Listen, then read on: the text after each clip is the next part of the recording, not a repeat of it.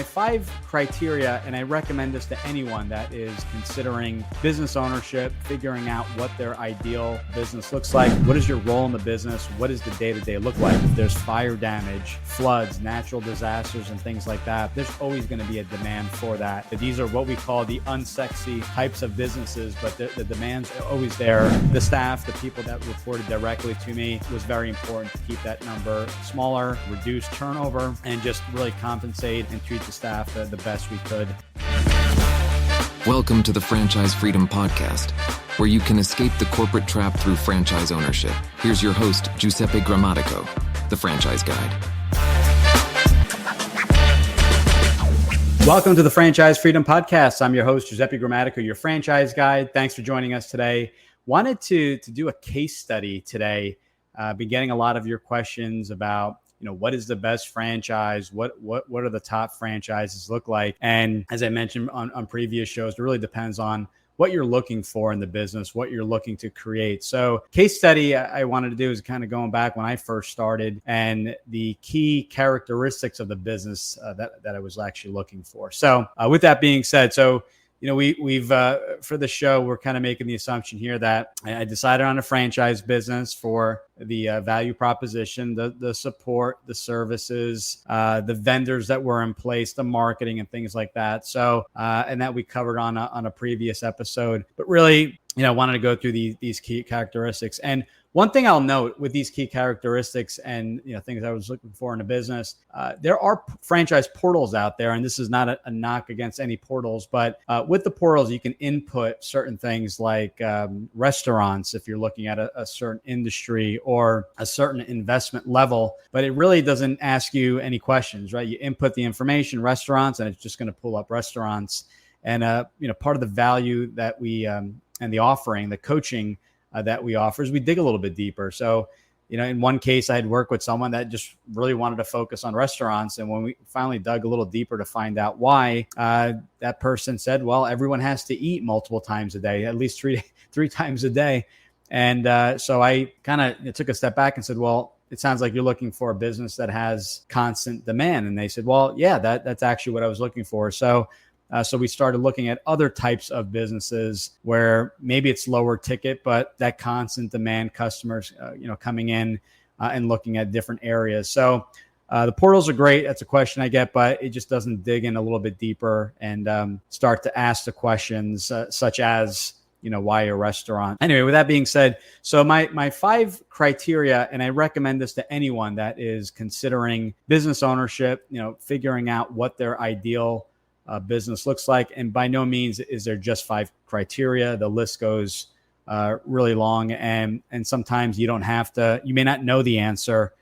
So kind of doing a little bit of digging, you can start figuring things out. So number 1, when looking at a business and how I chose my business and how I'm also using the same criteria for my next franchise is the role. A big part of franchise and business ownership is, what is your role in the business? What does the day-to-day look like? Now, keep in mind, the very beginning, especially if you've never owned the business before, is going to be very different than 3, 4, 5 months out, or even a year out, where you're learning the business, you're setting up the LLCs and working with all the professionals, the accountants and things like that, and then finding your staff. So very interview heavy in the beginning, getting all the everything in order to launch the business. So really figuring out after launch, so just say 6 months out, what are you doing? Do you enjoy sales and going out and selling, or do you prefer more networking, B2B, Chamber of Commerce events and things like that? Or are you more introverted and just like to work on versus in the business and look at KPIs and numbers? So your role and what that looks like, get a piece of paper and start filling in the blanks. My role in the business after the business is up and running is X, and start filling in the blank. And that role can also be running it full-time or part-time. Some people leave their jobs to run the business, and other people keep their jobs. They're both options, but not every franchise will allow that. So it's good to get the key criteria in place so we can find a franchise that's a great match.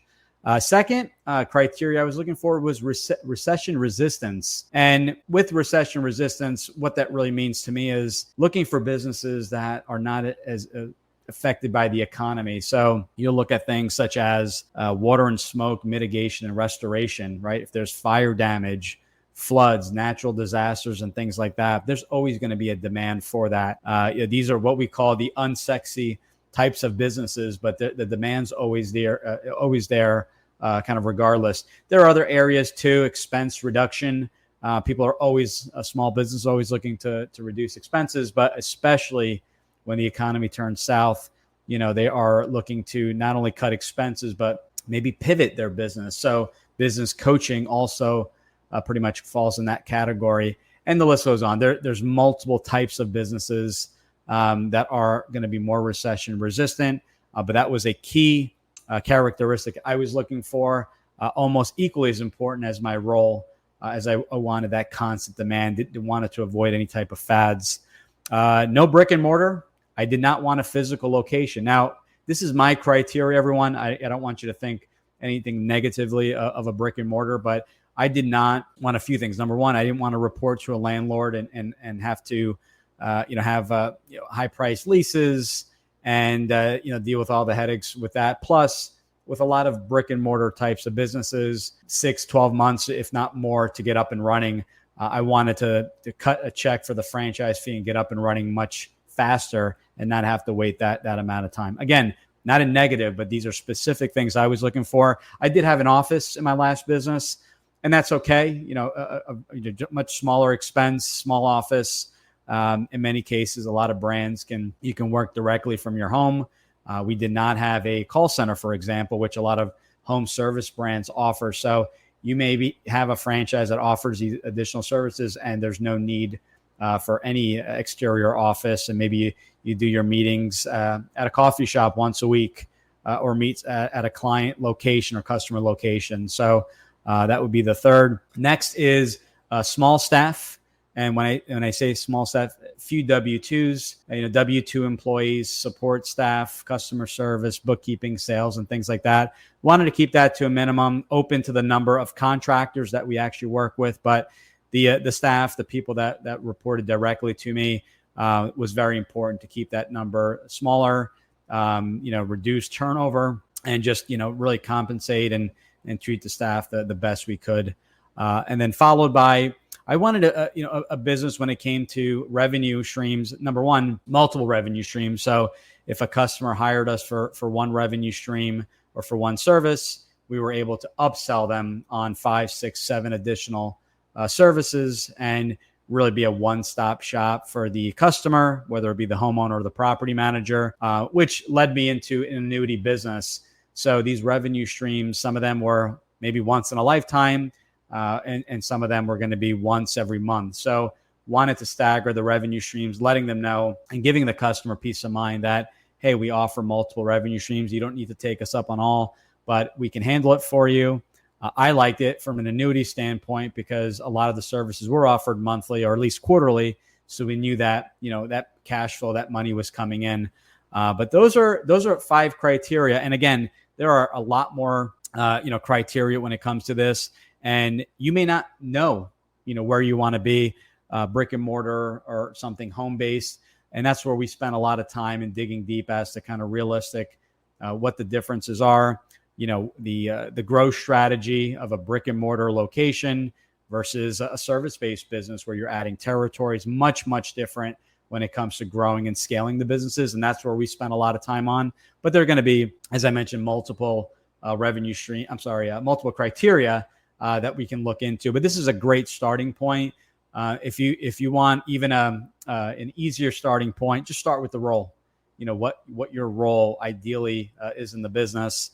I didn't even touch on the investment in the business. I wanted to keep this to 5, but investment would be the 6th criteria. And that list goes on. Being remote, being able to run the business from afar. There's so many other characteristics that I work with every single candidate with. We spend a lot of time, and we don't rush through the process. We make sure we have a good understanding. And then sometimes, on occasion, it happens where you start talking to franchise companies and realize you want to maybe switch the criteria a little bit, and maybe go more towards brick and mortar or double down on home-based service, and that's okay. That's part of the due diligence process. So Again, thanks for joining us today. We appreciate your feedback. Thought I would do a quick case study of how I chose my first franchise. And here, little secret, I'm using the exact same criteria to find my next franchise business as well. Nothing has really changed in the businesses themselves. So thanks again for joining. Let me know your thoughts. And if you'd like to jump on a call, book a call, go right to the website, ggthefranchiseguide.com /calendar, and book a call. Would love to help out where we can. Take care. Talk to you soon. Thanks for tuning in. If you want to learn how to make the transition from corporate to owning your franchise, join Giuseppe on the next episode. You can also follow on all social media platforms and achieve financial and time freedom today.